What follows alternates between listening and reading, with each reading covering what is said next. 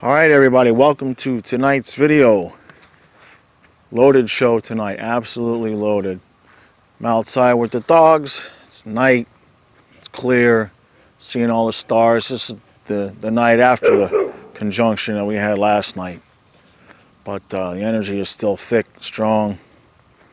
Beautiful night, beautiful night. You're going to hear the dogs barking a lot. I'll do my best to speak over them.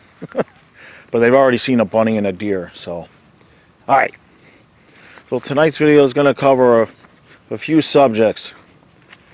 First and foremost, I posted a thread to the Facebook group Lightwork for Lightworkers a couple weeks ago asking for video ideas, and a couple people were very specific in wanting to talk about scarcity, whether it be scarcity, in the physical sense, the spiritual sense, emotional sense, as an individual, as a collective, a little bit of what to expect, a little bit how to handle it. So we'll get into that.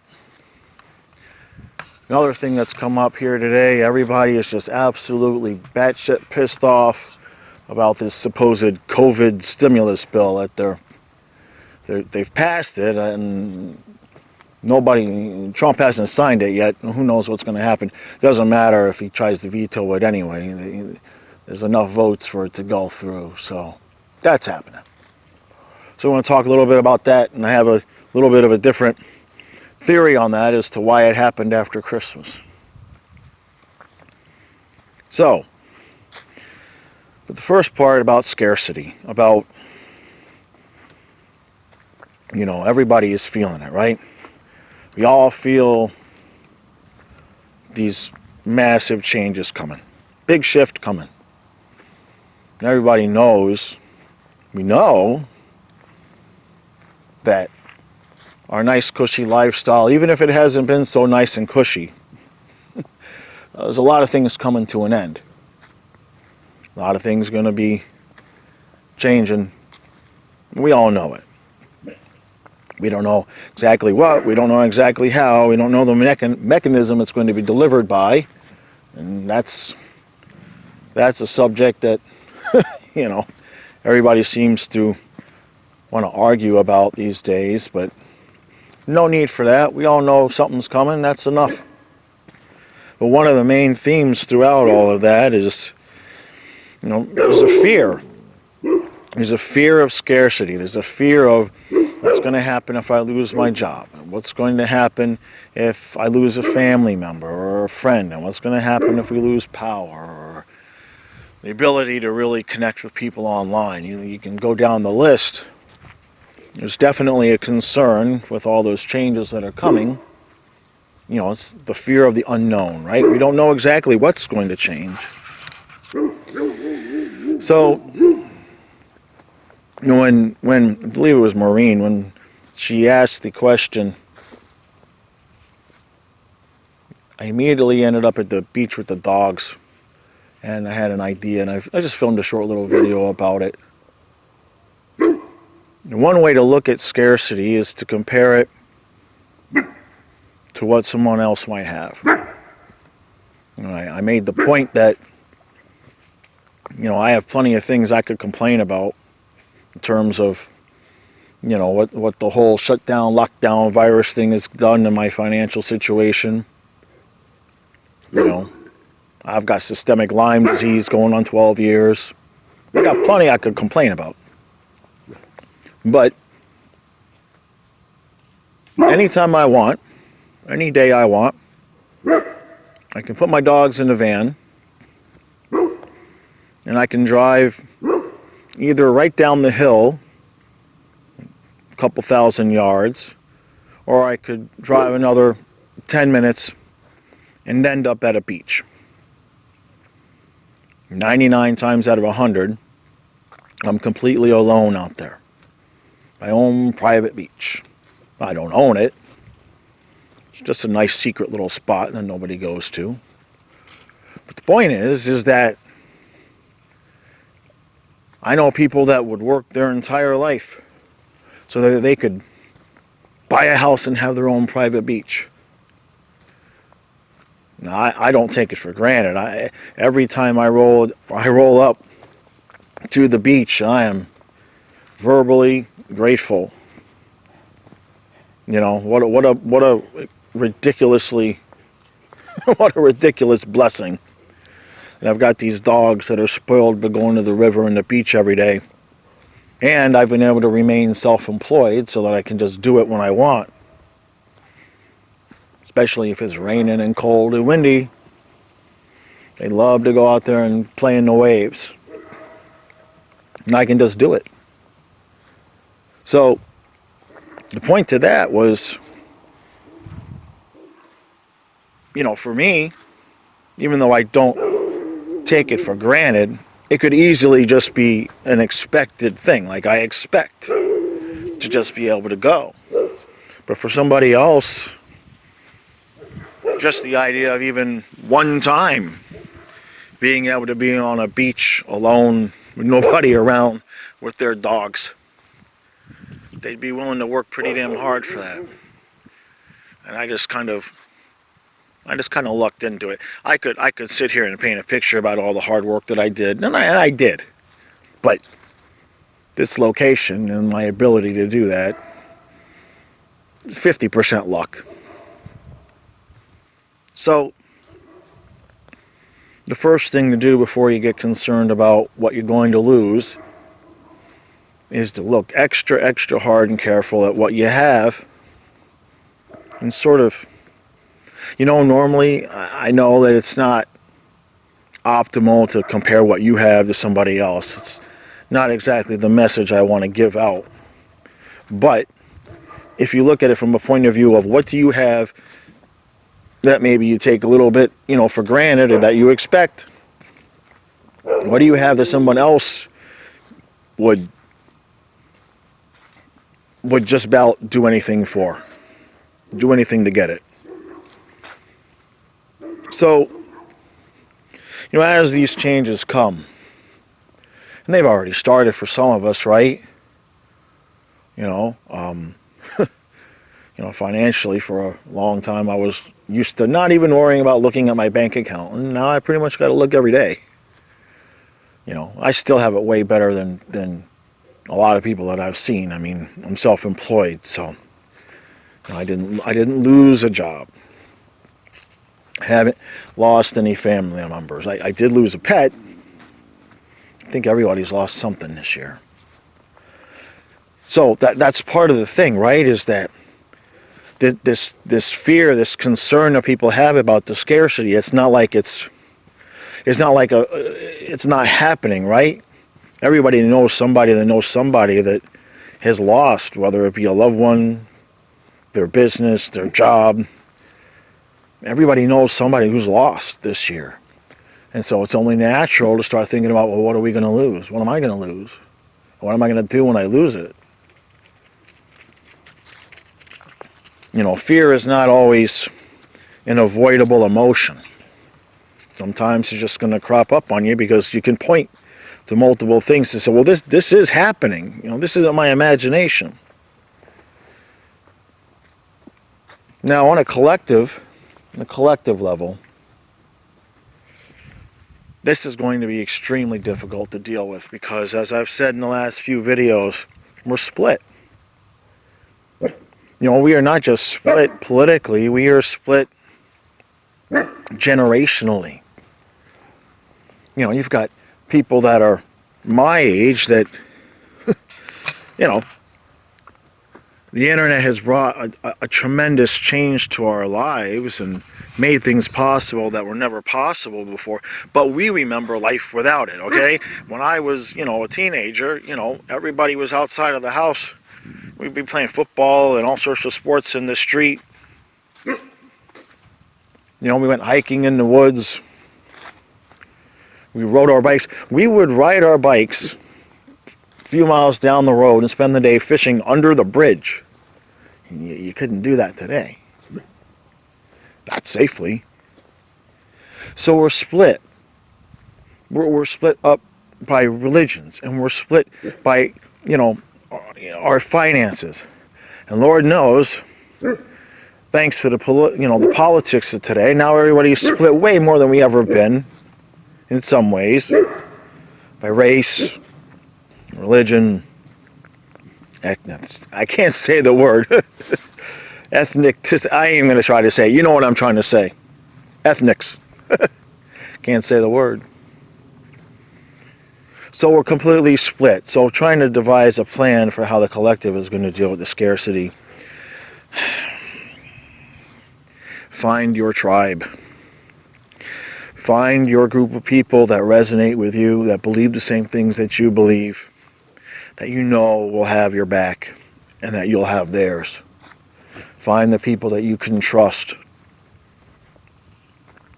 You know, find somebody who's going to be willing to say, hey, look, I know you lost your job. I know you lost your car.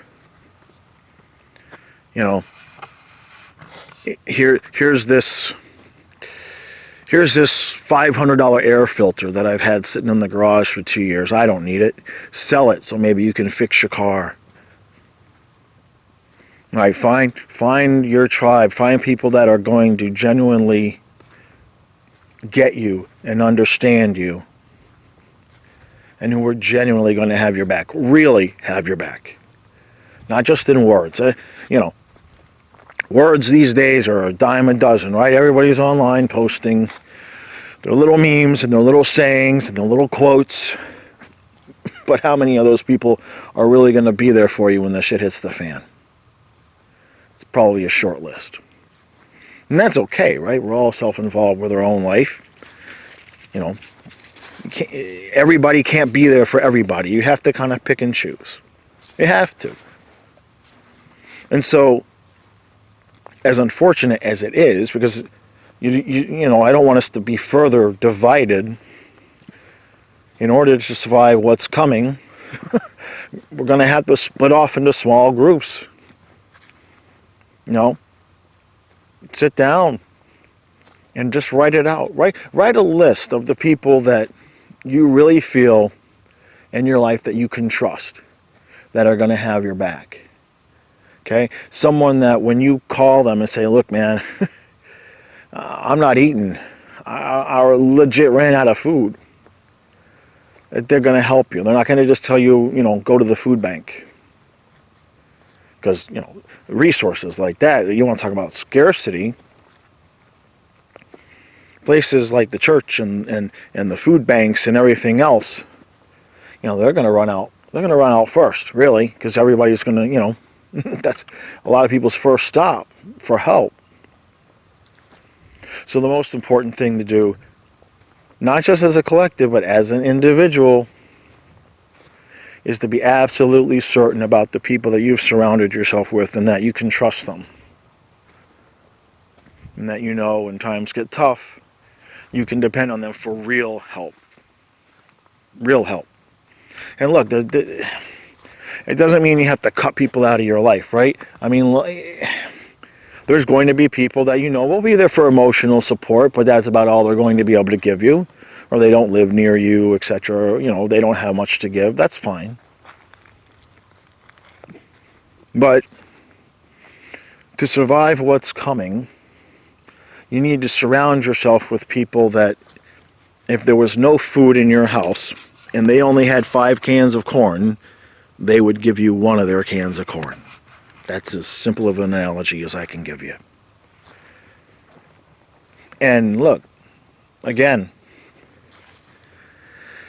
you can't be too concerned about what other people are going to be believing. That's the other part to this. There's not going to be any room for stress about, well, those people believe that, and we believe something else, and let's fight about it. Let's argue about it.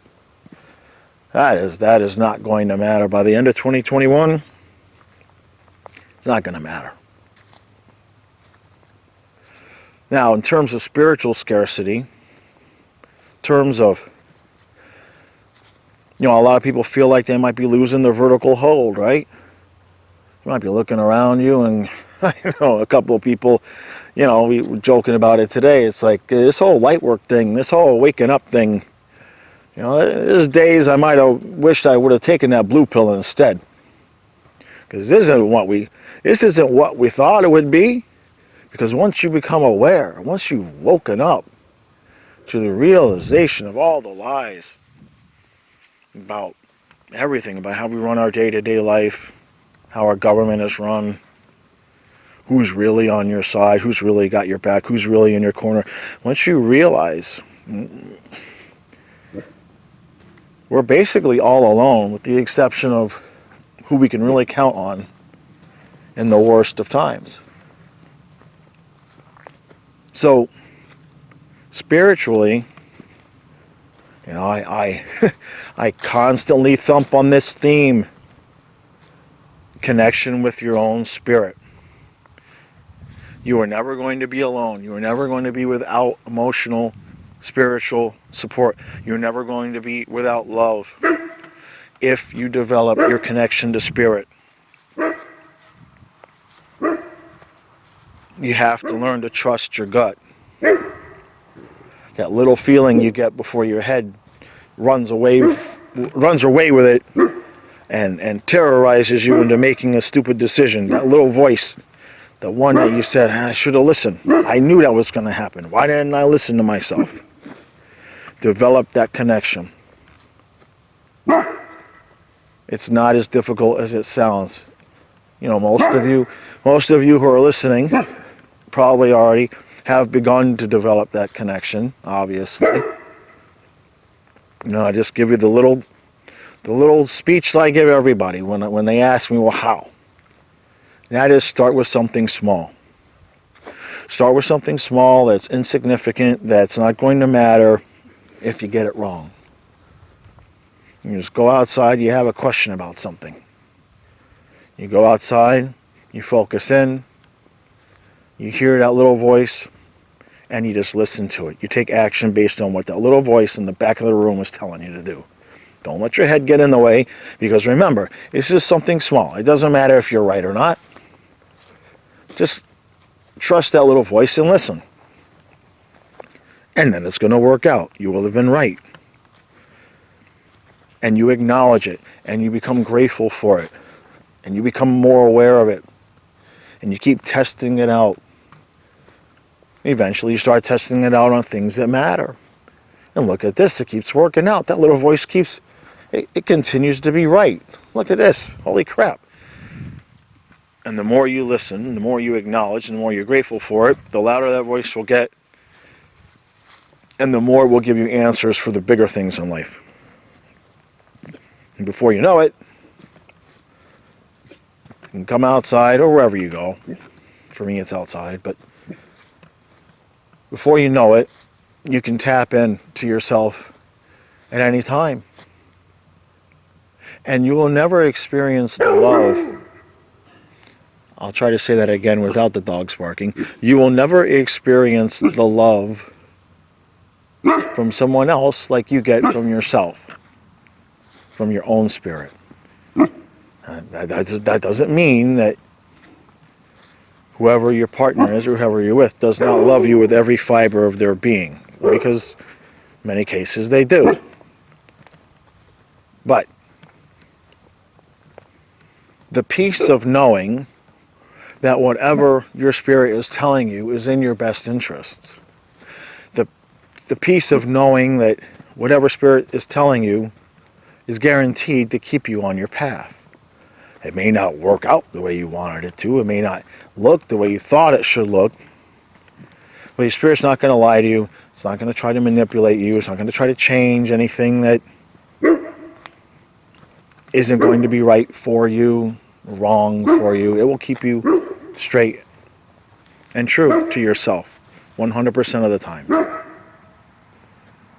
And so that trust that you develop is unmatched. It's unmatchable. You know, you could have the world's most perfect partner, but it's not a fair fight. You know, it's not a fair fight. Humans are going to have a little bias here, a little bias there, where they might try to steer you in one direction or another. It's totally natural. There's nothing wrong with it. It still shows love. But Spirit doesn't care. Spirit is not trying to help you avoid making mistakes. Okay? half the stuff we learn is by Spirit steering us to make the mistakes because we clearly needed to learn that lesson because something bigger is coming later. So if you're concerned about what we will or will not lose during this upcoming upheaval, the most important thing you can do is develop your own connection with your own spirit. And you never know where that's going to go. I mean, for me, it eventually turned into the ability to tap into anybody's spirit. You know, if you want to develop it, we all have the ability. We all have a gift, one way or another. It's just how much we develop it. So, finding your own tribe and learning to trust yourself above anything and everybody else. But to develop that trust, see, this is why it's important to have people that you know you can trust. Because nobody's perfect. And sometimes you end up making decisions from your head and not your gut. And a lot of times those choices can turn out to be wrong when you're making it from your head. And that's why you need people that absolutely resonate with you and absolutely have your back. Because sometimes they're going to need to kind of help. They're going to need to play the role of spirit. If you get in your head too much and you're making a poor decision, you need to know that the people that you've surrounded yourself with, that you can completely trust them, and that they're going to do everything in their power to help you. So, on the subject of scarcity, here's my theory on why they waited until after Christmas to pass this bill. Now, we all knew that there was no way they were going to pass any kind of bill before the election. We knew that. But, you know, now we're going to get into where some of this money is going. But in terms of that 600, everybody's saying, oh, it's only 600 and, where the money is going elsewhere. And we're going to talk about that. But I got some bad news for you. I have a feeling that, I don't know, a third, maybe half of that 600 that people are going to get is going to go right back to the banks. It's not going to spur the economy. I'm going to tell you why. And I mean, I know that we all know the 600 isn't going to do that anyway, but just hear me out. So many people are struggling. The people that really need that 600, we're definitely struggling. Christmas just came. What percentage of those people put a large amount of their Christmas purchases on credit cards? How many people did not have the cash, put it on credit cards? Then they get $600 gift. How many of those people are going to say, whew, at least I can pay off those damn credit cards that are just jacked up for Christmas? The money's already been spent. It's not going to go spend new money. Most of the people are probably going to take that money and pay off the credit cards. So the money's already been spent. And they're just giving it back to the banks now. Nobody thought of that one, did they? That's how my mind works. I'm a joy to live with. Trust me. Okay? My mind never shuts up about shit like that. So, now we've all seen the posts about where this money is going. $1 billion to the Smithsonian, hundreds of millions of dollars to other, the Kennedy Center for the Arts, and then billions to places, or hundreds of millions, both, to places like Sudan, Nepal.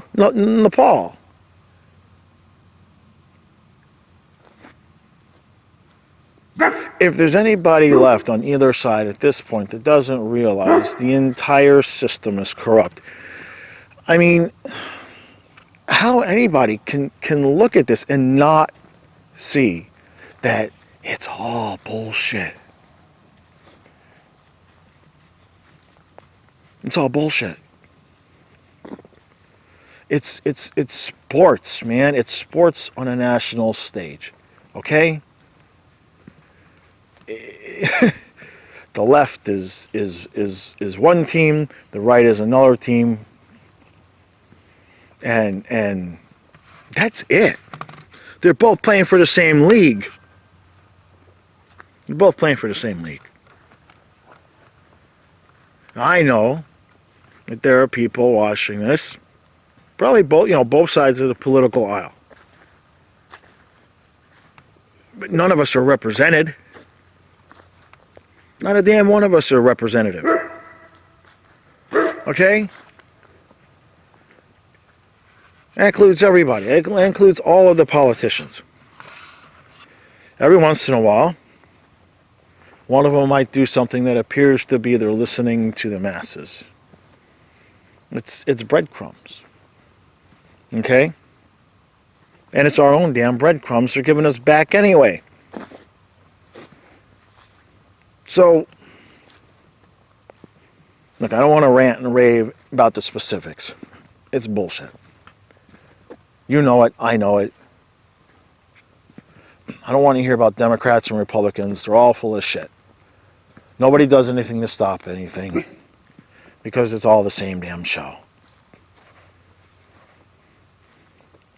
So here's my question. I posed this on somebody's thread on Facebook today. There was a girl who had tweeted out something about herself, and long story short, she was complaining about the 600 because she was basically damn near broke, about to lose her house. She had lost her job. She can't find a job.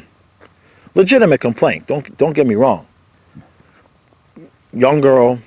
I don't even know if she looked to be 30 years old. Absolute legit complaint. Okay. And like we've all seen in these last few weeks since the election, everybody, I'm disgusted. This is horrible. Everybody says they're ready to rise up and fight. Okay. Look, I'm one of the people that will say, let's rise up, let's take this back. Okay. So here's the question. Our forefathers. Think what you want about them in terms of, the whole colonialism and the Native American angle, and I hear you on that. Not disagreeing with you on that. But that's not our problem right now. We can deal with that later. And I actually have another theory about that, but that's a subject for another video, I think. But our forefathers sacrificed a tremendous amount. Way more than any of us could imagine. And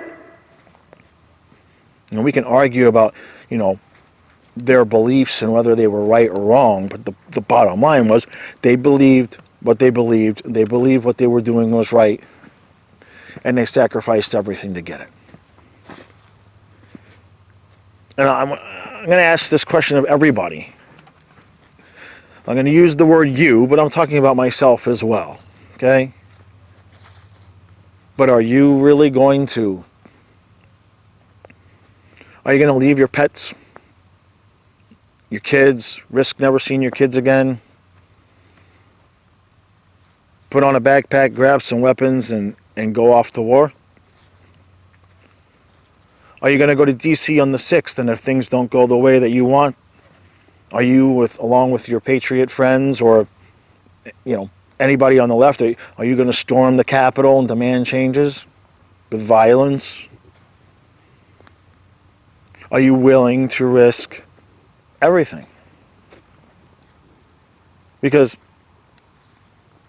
it's not lost on me that most of us are sitting there talking about how we're going to rise up.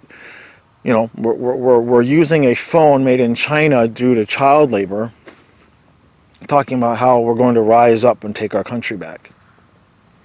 Are we really?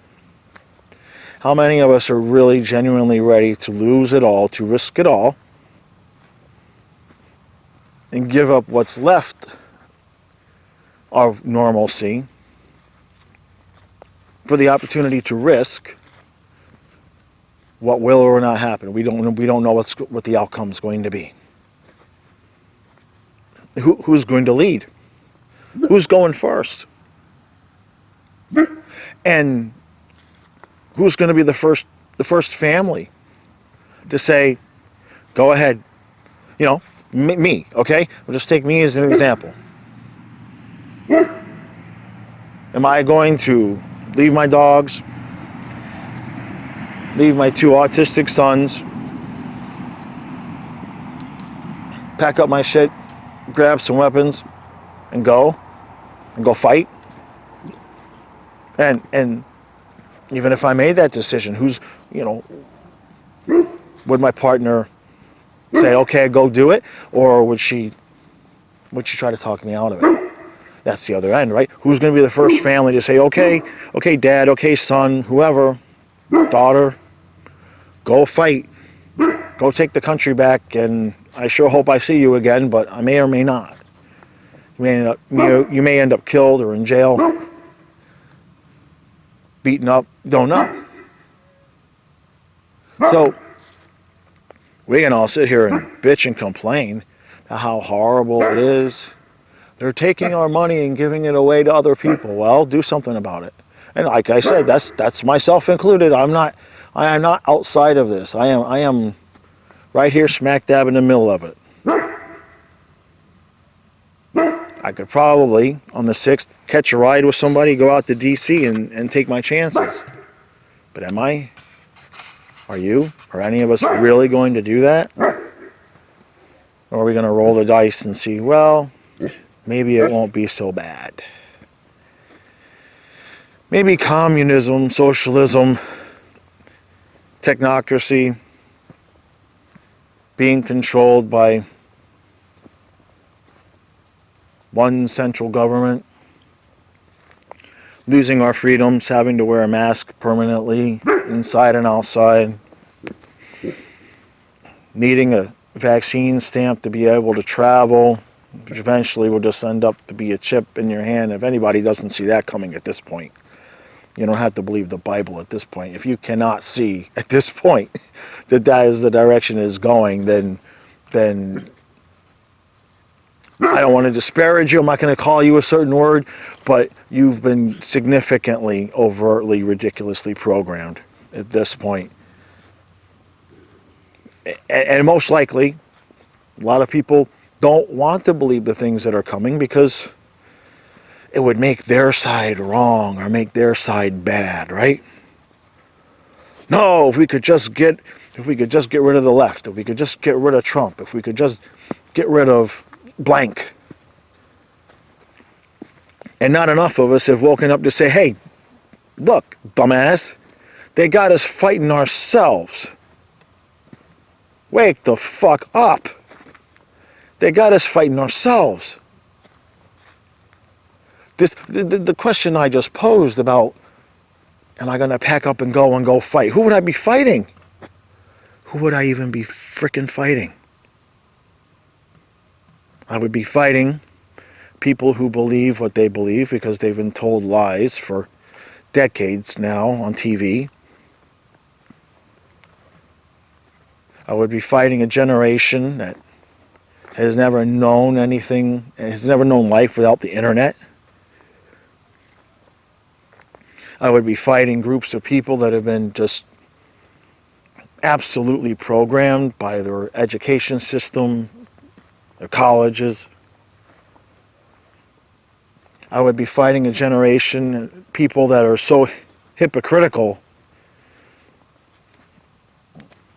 that they can't see anything. I'll pose the question. I was going to do a separate video on this, but I'll pose it here. And this has to do with, I know that there's people that feel like maybe there's some karma coming to whoever, for, white people for colonialism and white people because, we own slaves and everything. Okay. These are all terrible, horrible things. You're never going to get a disagreement from me there. But I do have a philosophical disagreement of sorts. How many of you believe that we have a soul? Okay. How many of you believe in reincarnation? That soul keeps coming back. We keep coming back to learn different things and learn new things. Okay. Now, if you don't believe in reincarnation, how many of you believe that we simply, go to heaven or hell and stay there? I would venture a guess that the majority, not everybody, but the majority are going to believe either reincarnation and we keep coming back, or we go to heaven and hell. There's a lot of different beliefs, but I think those are the two main beliefs. Can we agree on that? Okay. So, if we go to heaven or hell and our soul stays there, or if we reincarnate and keep coming back to learn different lives, why the hell are white people now responsible for anything that happened hundreds of years ago? Because we don't even know who was white, who was black, who was a man, who was a woman. We don't know. For all we know, it's been flipped completely on its head. If you were a slave, maybe you've been rewarded in this lifetime by being a rich white person. Don't know. You see, the color of the skin and the race and this is all been purposely used to divide us all. But if we came from one source and our souls have just constantly been coming back and reincarnating to have different experiences, or if we just came here once and our souls either are in heaven or hell, then where's the karma? Where is... Why does any of us owe anything for anything that happened in the past? We don't know who did it. We don't know whose souls those were. Stands to reason that I know most people that believe in reincarnation, they believe we come back to learn different experiences. So, there's a lot of people walking around angry, mostly angry at white people for the things that other white people did. Other people that had a body of white skin. And they did some things. And there's no denying that. But whose souls were in that body? Whose souls? How the hell do any of us know who did wrong, who did right? Now, I would venture a guess that some people are going to say they could feel it. Some of that is probably true. But how much of what people feel, though valid, how much of what people feel is a product of what they've been told? The stories that, their people have told about what's happened in the past. So, I guess the point to that is that everybody's just walking around thinking in all these absolutes that we all know who's bad, who's good, who did right, who did wrong. And then we extrapolate that out all the way as far back as we can go. But many of you have gotten past life regressions. Were you the same color every time, the same race, gender? No, you weren't, were you? So, I'm sorry. We can all have civil disagreements, but at this point, the way I feel about it is I don't care what color you are. I never have cared. But I'm not going to tell anybody that they owe something, that they have a debt to repay to society because of the color of their skin, when we don't even know who or what they were 200 or 300 years ago when shit was going down. Nobody knows. Sorry, I got off on a little tangent there, but it's all part of it, right? It's all part of what has been used against us to divide. You could probably say the same thing, you know, for religions, right? I mean, there's the animosity towards multiple religions because of things that have happened in the past. I mean, but how do you know? How do you know whose soul was in those bodies? If you believe in heaven and hell, those souls are gone. They're not even, they didn't even come back. And if you believe in reincarnation, you don't know. Don't know. And that's the point. None of us know. And we need to stop walking around acting like we do. What we are aware of is of how things feel. And there's a difference. And how we feel as a collective right now is that everything is getting ripped away from us. That there is this scarcity that's coming. And we're not wrong. Everybody feels this thing coming. Listen to the language that everybody's using. I feel like something is coming. I can just feel it. I don't know what it is, but I feel it. How many times have you heard that in this last year? We're not wrong. None of us know. None of us know what we're really going to do about it when it comes. We just know how it feels. And we know how we think it's going to feel when the scarcity comes. So what do? Yeah, we could find our, we find our tribe, we find the people that we trust. And we develop that connection to spirit. And those are pretty much the two biggest things that we can do, except for one more thing. All of this is being controlled by dark energies.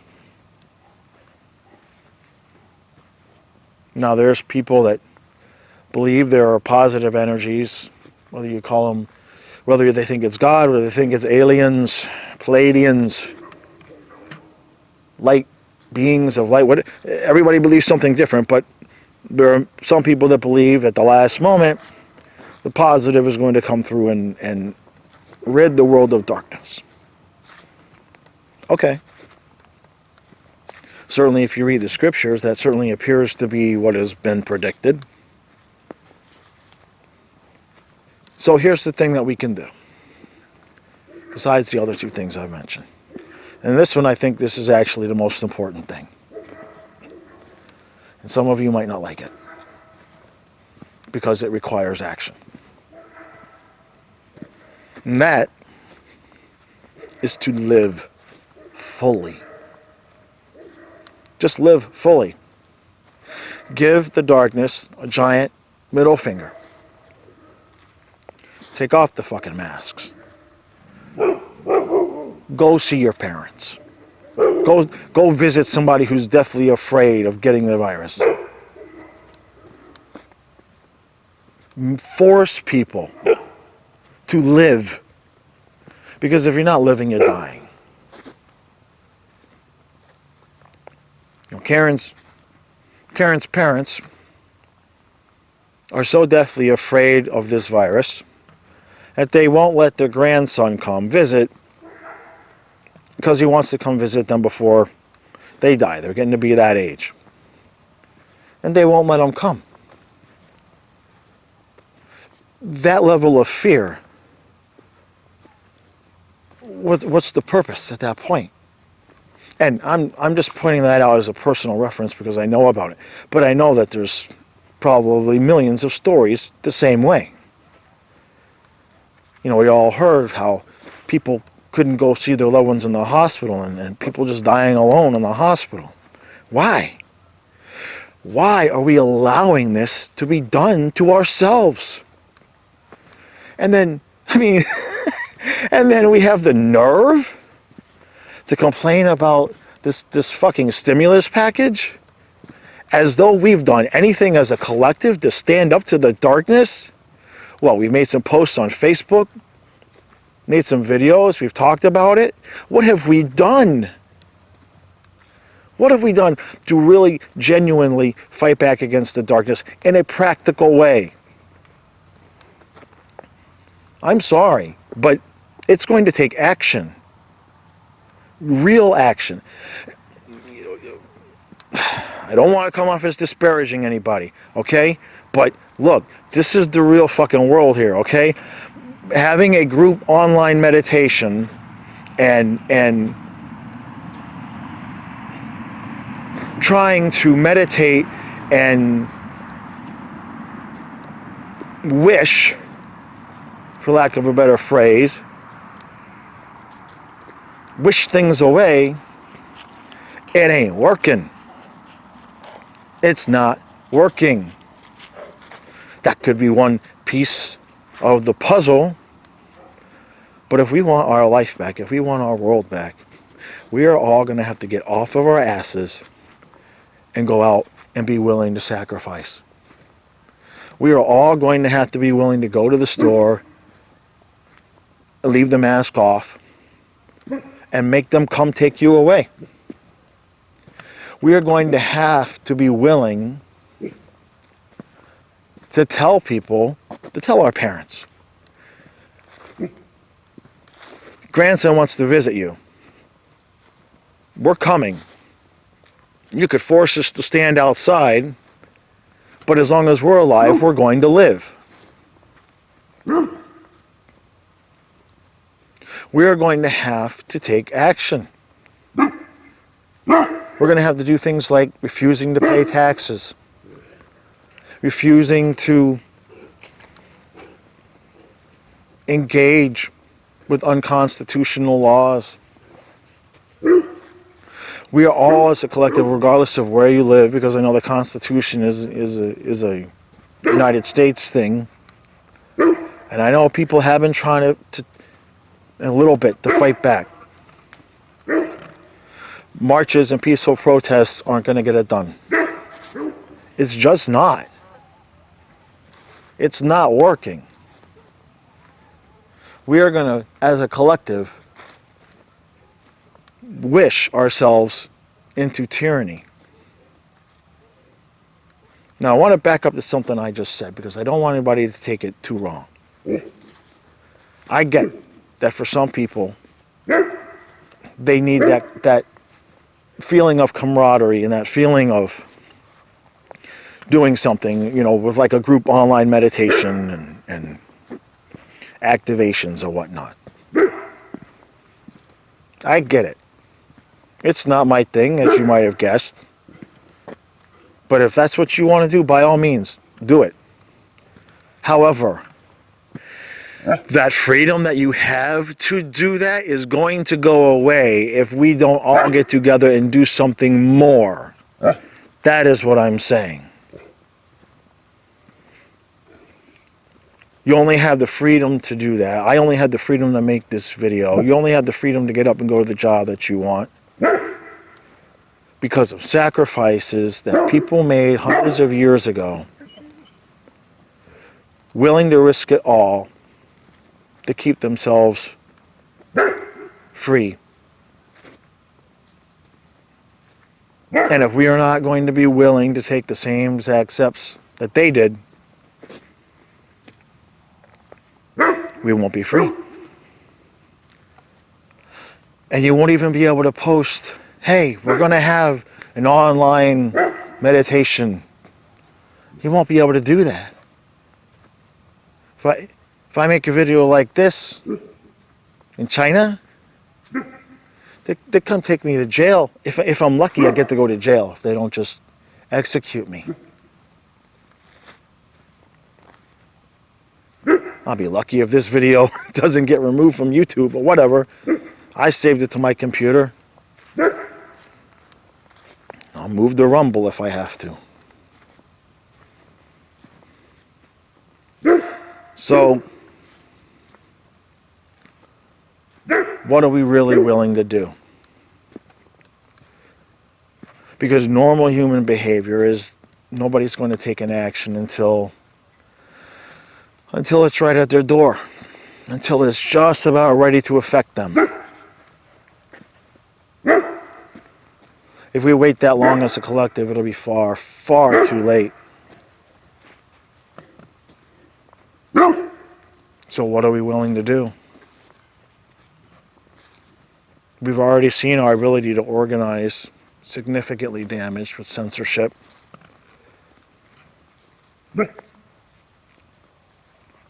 What are we willing to do? Are we going to be willing to do more than just sit behind the keyboard, sit behind the video camera, and bitch and complain?